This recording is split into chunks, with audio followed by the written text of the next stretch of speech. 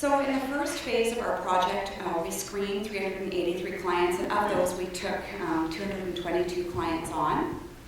And for the clients that we didn't take on, we would refer them to other services.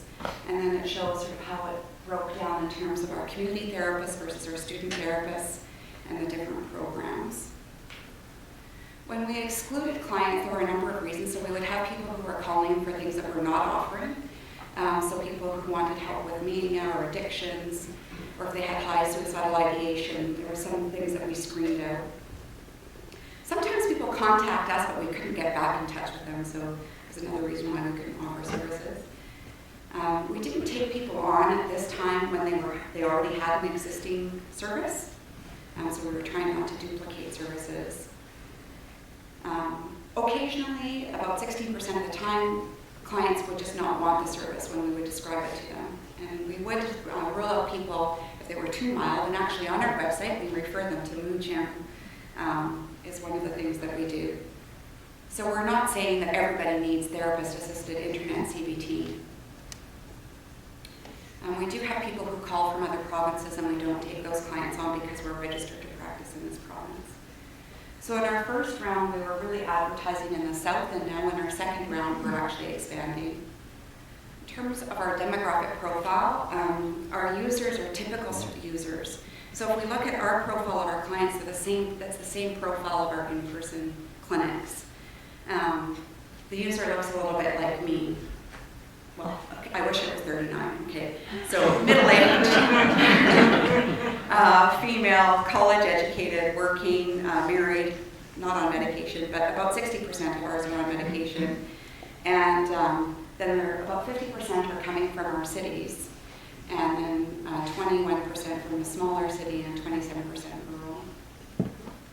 When we looked at those 12 modules, we found that about 50% of our clients completed all 12 modules.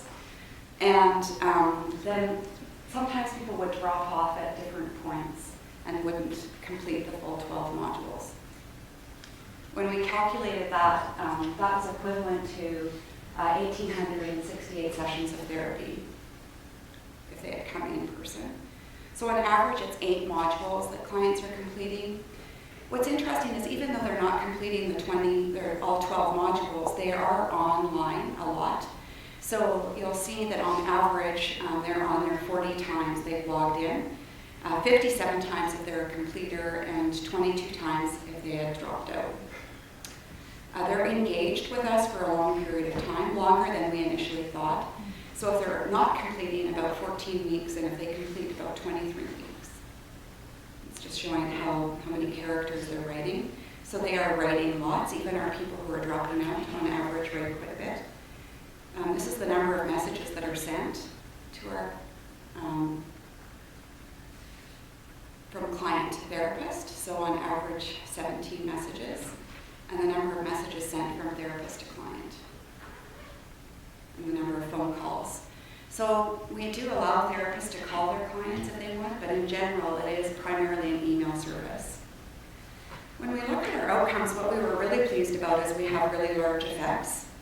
And this is based on linear growth curve model with random effects and residual variances constrained to be equal across time for any statistician. So we've done the right analyses. And so we find that in a depression program, they're starting off in about a moderate range, and at the end going into a mild or non-clinical range. And what we were happy with is, given that this is 55 therapists who've never treated it before, we're getting the same effects that they were reporting in the literature. That's the same thing with our anxiety program and with our panic program. Another way of looking at it was in terms of remission, recovery, and reliable change. And so these are also very consistent with the internet studies and with face-to-face care. So over 70% of patients would be considered in remission. So they go from a clinical to a non-clinical range. And over 60% will have over a 50% reduction. We also were seeing very high levels of treatment satisfaction and therapist relationship satisfaction. So when we asked their patients for some of that qualitative feedback on what they liked about the program, they talked about it meeting their needs and preferences and fits with this patient-centered care. They said that they benefited from the information, the skills, that continuous access to materials. They often said that they would benefit just from the writing, that process of writing, and the therapist support. We talked to our therapists how they felt about this. A lot of our therapists were social workers and psychologists, and they had good CPT knowledge, but they felt like this was actually improving and refreshing their knowledge. They ended up with positive attitudes towards ICBT, and in the end, felt like they were competent in gaining skills and developing a relationship online. They also talked about using the content for in-person care and saying that they really enjoyed the variety. So it was a nice break from face-to-face care. And the thing that we found kind of most interesting was this idea that they saw value across this continuum of care. So referring this to clients that they normally wouldn't get to see because they have limited resources, or for people on the waiting list, for people who just wanted it as an alternate service, as well as an adjunct or step down. A huge benefit of the way we set up this unit, being at kind of the university coordinating the care, was the student involvement. So we are training our therapists so that they're skilled in this when they go out into the workforce. And it was also increasing our capacity to treat clients that we couldn't treat if we were just relying on our community clinicians. So that's a rosy picture. We have some challenges, and these are things that are our opportunities for improvement. So one was when we started off, it was a telephone screening that we were doing. And this whole process before you would get clients online was taking about 2.5 hours. So the screening itself was an hour. The education of the client was about 20 minutes. Walking them through the site was another 20 minutes. We had to write physician letters to let them know that we were treating their clients. And then we were writing a report to our community clinicians. So extremely inefficient. And so that's one of the things that we've improved upon.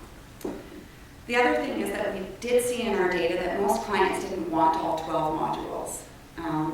And there was this cost of this license for these particular programs. So although we were getting really good effects, we could see some improvement that was needed. And the third thing is that in terms of our therapists, there were some things that they found challenging, and we knew that they needed some more support. Like, what do you do with a non-responsive or non-expressive client?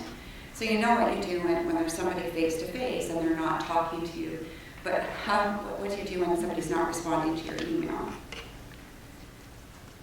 So we were fortunate to get some more funding, and this will go from 2013 to 2017, and it's both from Saskatchewan and CIHR. As I said, we've expanded our partnership, and now we're working with the same group that's running MindSpot out of Macquarie University. It's Nick Tidoff and Blake Deere, and expanded our health regions, and also are starting to train therapists with Healthline, which we're excited about, and expanding to counseling services at both universities and some of our northern health regions. So our first question with this grant is looking at developing and evaluating an online information presentation for clients. And we spend a lot of time online or on the phone educating them, extremely inefficient. And so our coordinator actually is being mentored by, up here from the CREST group, is developing an online information presentation for clients and for professionals so that they'll better understand what internet CBT is. The second thing that we're doing is developing and evaluating an online screening process, and so we've actually created this screening just using fluid surveys. What happens is clients go through the online screening, and then if they're appropriate or not appropriate, the coordinator calls and follows up and collects some extra information. If they're appropriate, they get the login credentials and sign on. If they're not, then they're referred on. I'm not going to talk too much about that screening, but it takes about 15 minutes, and our initial results are like the other online screener, extremely positive. The clients really like that process of gaining access. So it does the branching as well. So it starts with basic inclusion criteria and then moves on to other questions.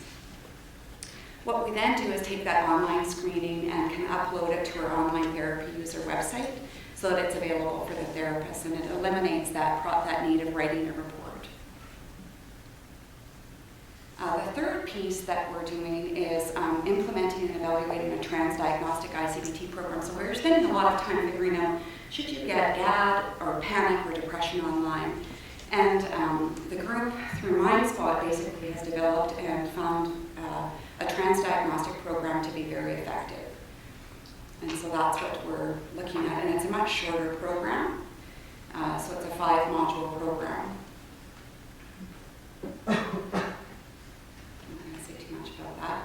And it starts with education, then thought challenging, managing physical symptoms, graded exposure, and a relapse prevention. And these are just a few slides to kind of give you a picture of what the materials look like.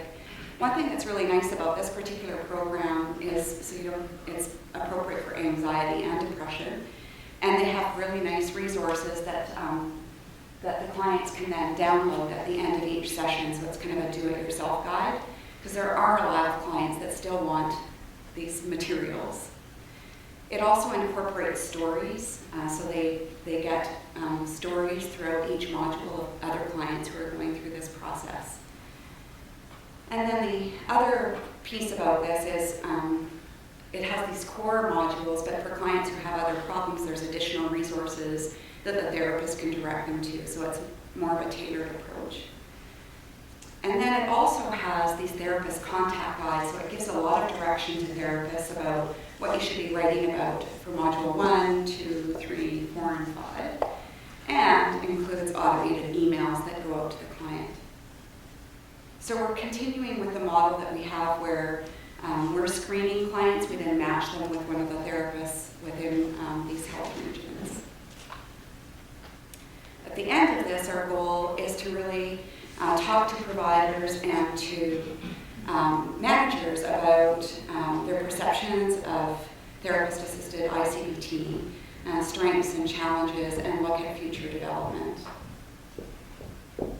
And I'm going to stop there, and I think I have, according to this, 4 minutes left for questions. Wow. So.